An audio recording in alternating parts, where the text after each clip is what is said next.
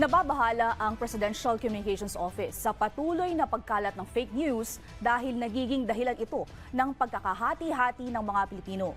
Ang detalye sa balitang pambansa ni Earl Tobias ng IBC 13. Humarap na sa pagdinig ang 8 sa 11 vloggers na muntikan na sanang mapatawan ng contempt order kung sakaling hindi pa rin sumipot sa investigasyon ng House Tri Committee sa pagkalat ng fake news sa social media.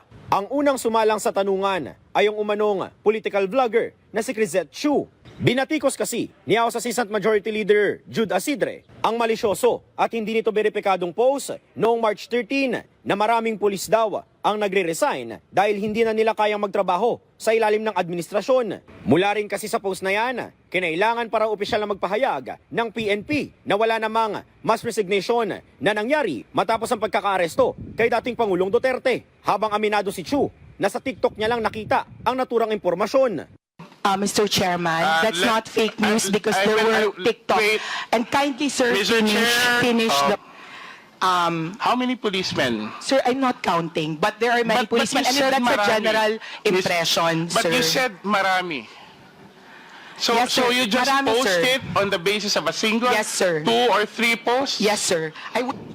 And on a critical matter such as this, Mr. Chair, she did not make any effort, or unless you're contesting it, any will effort contest to it. verify it from official sources.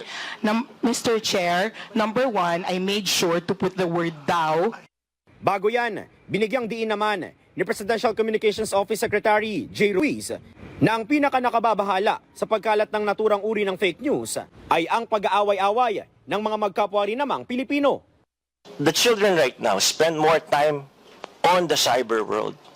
And if you give them constant disinformation, if you give them constant lies and negative news, what will happen to the next generation of Filipinos?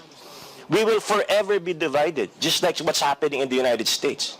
It's now happening in our country. It's so hard now to reach out to the yellows, to the greens, to the reds, or wherever political camp you belong to.